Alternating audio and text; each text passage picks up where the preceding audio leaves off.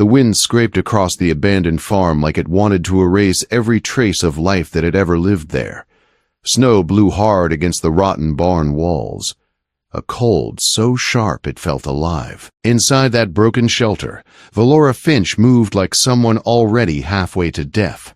Her stomach had been empty for 3 long days, and her thin body trembled with each step. She had once been the strongest healer in Belwick County, but now she looked like a ghost of the woman she used to be.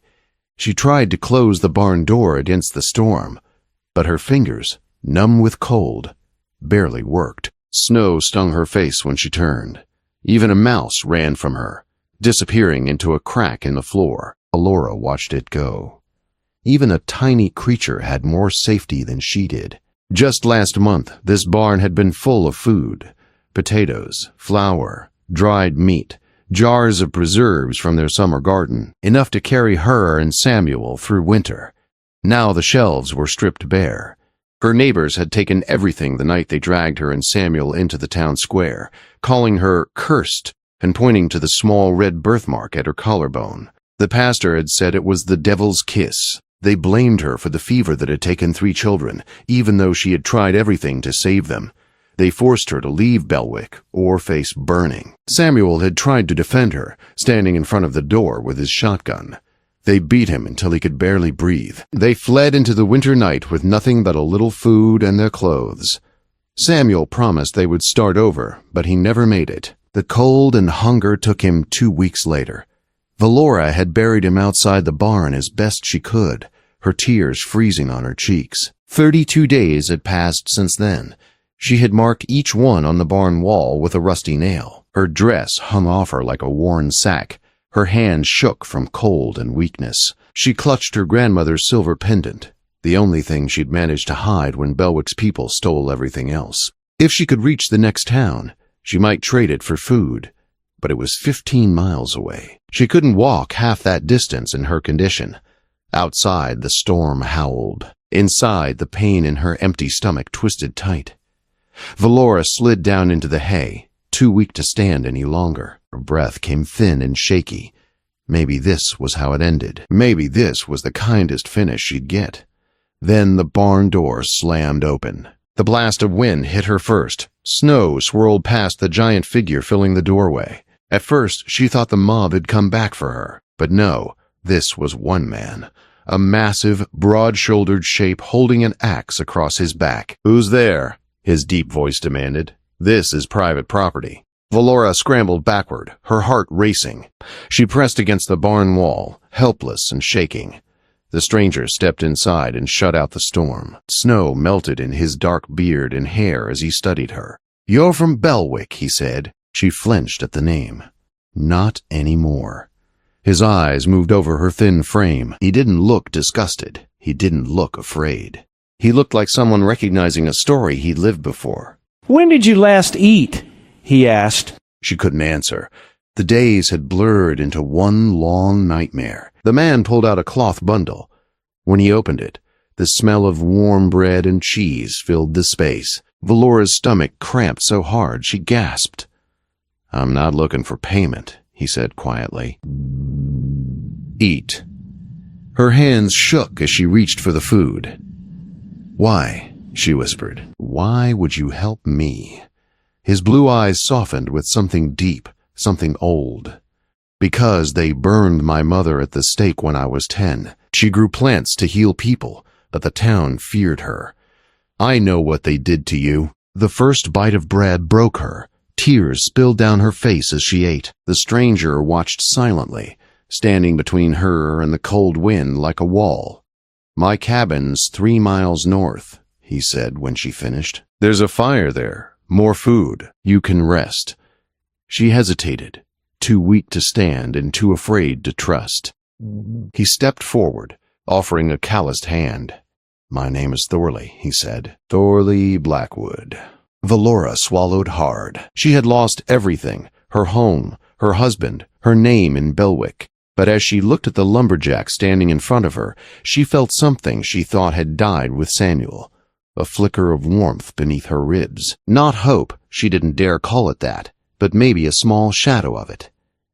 "I'm Valora Finch," she whispered. Thorley nodded once.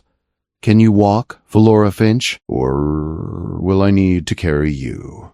A gust of wind screamed outside, but for the first time in weeks, Valora felt a whisper of safety standing beside this stranger in the storm. She didn't know where following him would lead. She didn't know the price she might pay for his help. But she knew one thing. She didn't want to die in that barn. She reached for his hand. Thorley's cabin stood at the edge of a thick pine forest, smoke rising from its chimney like a promise Valora was almost afraid to believe. When Thorley pushed the door open, heat washed over her, warm enough to sting her frozen skin. After weeks of bitter cold, the sudden warmth felt unreal, like stepping into another world. "Sit by the fire," Thorley said gently. Valora's legs nearly gave out, and she lowered herself into the chair he pointed to. Her fingers tingled painfully as they thawed. She didn't remember what comfort felt like until this moment, and the memory almost brought tears again. Thorley moved through the cabin with quiet purpose. He ladled broth from a pot into a wooden bowl and set it beside her with a piece of dark bread. "Eat slow," he said. "Your stomach isn't ready for much." Valora obeyed, sipping the warm broth while he sat across from her. The firelight flickered over his face, catching the rough beard and the tired lines around his eyes. He looked like a man who had carried too much alone for too long. "Why did you help me?" she asked once she'd eaten enough to think straight. Thorley stared into the fire, his voice low when he finally spoke. "No one helped my mother," he said. "She healed people with plants just like you. When the mayor's son died of fever, they blamed her. They called her a witch. They burned her. And when my father couldn't live with what happened, he took his life too. I was sent to an orphanage after that." Valora's breath caught. The same cruelty, the same fear, the same lies had shaped both their lives. "You didn't deserve any of that," she whispered. "Neither did you," Thorley replied. For a moment, neither spoke. The storm outside beat against the cabin walls, but in here, the quiet felt safe. "You can stay tonight," Thorley said softly. "Tomorrow, we'll figure out what comes next." Next. Valora hadn't allowed herself to imagine a future in a long time. She had only lived from hour to hour, trying to survive the cold. Now, sitting in Thorley's warm cabin, she dared to breathe. But the peace shattered when someone pounded on the cabin door so hard the hinges rattled. Valora froze. Her heart lurched into her throat. Thorley grabbed the shotgun leaning in the corner and looked at her. "Get into the root cellar," he whispered. "Now." Valora's legs trembled as she lifted the trapdoor Thorley pointed to. She climbed down the ladder into the dark space below, curling against the dirt wall as Thorley shut the door above her. Then she heard the voices. "Blackwood, open up!" She recognized that voice. Silas Pewitt, the head of the Belwick Council. The man who had pointed at her in the town square and called her cursed. Thorley stood his ground. "There's no witch here," he said calmly. "Just me." "Don't lie," Silas growled. "We tracked her here. Step aside. We have a right to search." "You have no right on my land," Thorley answered. "And you won't cross my door tonight," the man outside muttered angrily. Valora pressed her fist to her mouth, fighting the panic clawing at her chest. Thorley was risking everything for her, and Belwick's hatred was deep enough to kill. "You're protecting a demon," Silas shouted. 3 more children are sick because of her. Or because your town refuses to fix the filthy water, Thorley shot back. There was a long, angry silence. Then Silas spoke again. "We'll be back with the sheriff." "Bring him," Thorley said. "It won't change anything." Hoofbeats faded into the storm. The cabin fell quiet. The trapdoor opened, and Thorley's face appeared. "They're gone," he said, "for now." Valora climbed out on shaking legs. Fear twisted through her until she felt sick. "They'll come back," she whispered, "and they won't stop this time." Thorley set the shotgun aside and looked at her with steady eyes. "I won't let them take you." Valora's voice cracked. "I can't stay here. I'll only bring danger to you." Thorley stepped in front of her, blocking the door she had instinctively backed toward. "You won't survive 5 steps in that storm," he said. and I won't let you die out there." "Why?"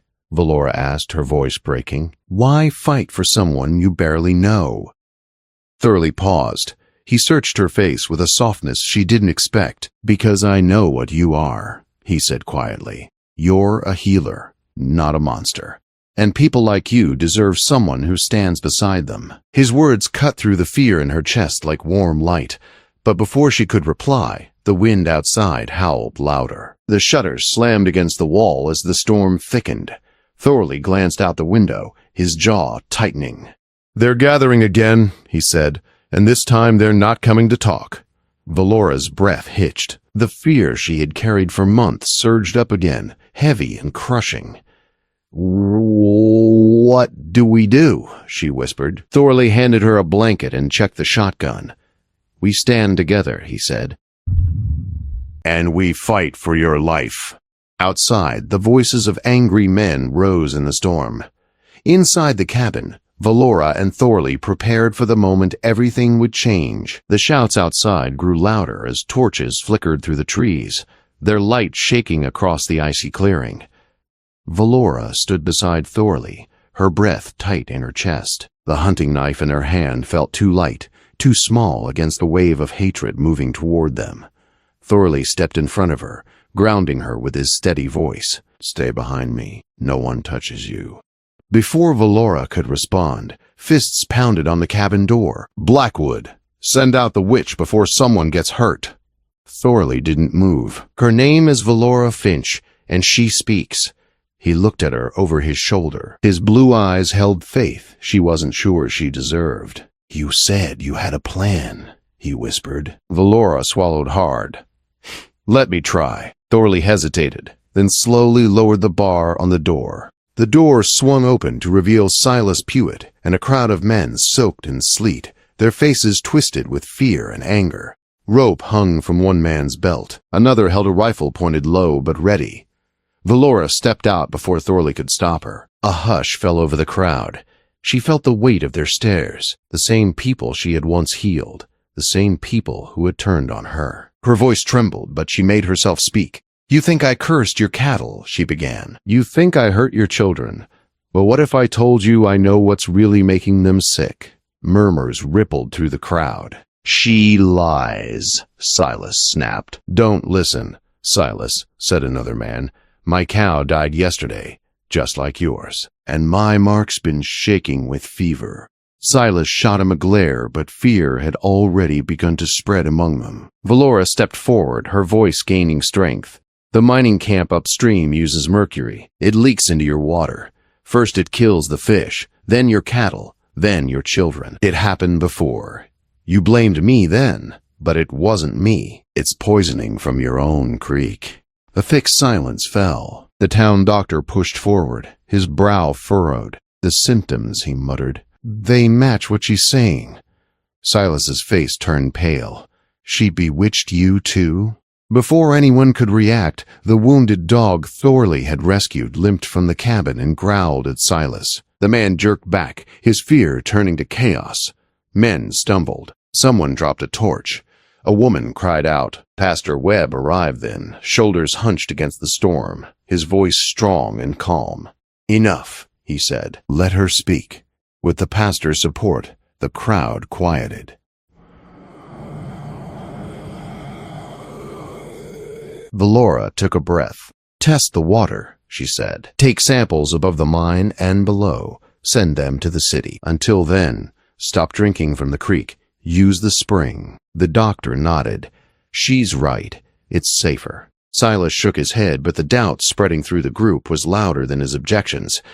"We'll test it," the pastor said firmly. "And if the water's poisoned, we'll know the truth." The sheriff stepped forward. "Let her treat the sick while we wait for results." Silas sputtered, furious. "You're choosing her over your own safety?" "We're choosing sense," the doctor said, "not fear." For the first time in months, Valora felt the world shift beneath her feet, away from hate and closer to hope. The townspeople lowered their weapons. The storm eased, and Valora stepped back into the cabin, not as a witch, but as a healer. By dawn, the cabin had become a place of hope, The sick children lay warm near the fire. Valora moved from bed to bed with gentle hands, giving remedies, checking fevers, whispering comfort. Thorley worked beside her tirelessly, bringing clean water and tending the fire. The father of a little girl, one of the men who had once screamed for Valora's death, knelt beside her. "She's better," he whispered. Valora touched the girl's forehead. The fever had broken. "Make sure she drinks the spring water only," she said. The man bowed his head in shame. "I'm sorry," he murmured, "for everything." Valora nodded. "Let your actions now make things right." Outside, riders galloped to the city with water samples. Moments later, the sheriff burst in, holding a scrap of paper found at the mine. Payment records. Bribes. Silas Pewitt had taken money to keep quiet. The crowd turned on him, not with violence, but with deep, cutting disappointment. Silas dropped to his knees, broken beneath the weight of truth. Valora didn't look at him. Her work was the sick, not vengeance. By nightfall, most patients were resting peacefully. In the quiet that followed, Valora stepped outside. The air smelled clean after the storm. Thorley joined her, his presence steady as the pines behind them. "You saved them," he said softly. Valora shook her head. "I saved myself too." Thorley took her hand, rough and warm. "What happens now?" Valora looked toward the horizon. "Some will still fear me. Some always will. But others will learn. And us?" Thorley asked, his voice gentle. Valora turned to him fully. In his eyes she saw the same loneliness she had carried for months, now softened by something warmer. She rose on her toes and kissed him, a soft, grateful kiss, a promise, a beginning. When they parted, Thorley cupped her cheek. "I'm not a man of many words," he murmured. "Then don't use words," Valora said with a small smile. "Just stay. I wasn't planning to go anywhere." Behind them, the cabin door opened. Martha Green stepped out, tears on her cheeks, her child sleeping in her arms. "My boy is recovering," she whispered. "Belwick needs a healer. We hope you'll return." The offer hung in the air. Valora looked at Thorley. He squeezed her hand. "Where you go," he said, "I go." Valora breathed in the cold night air, letting the moment settle into her bones. "We'll decide together," she said softly. And for the first time since winter had nearly claimed her life, Valora Finch felt truly, fiercely alive.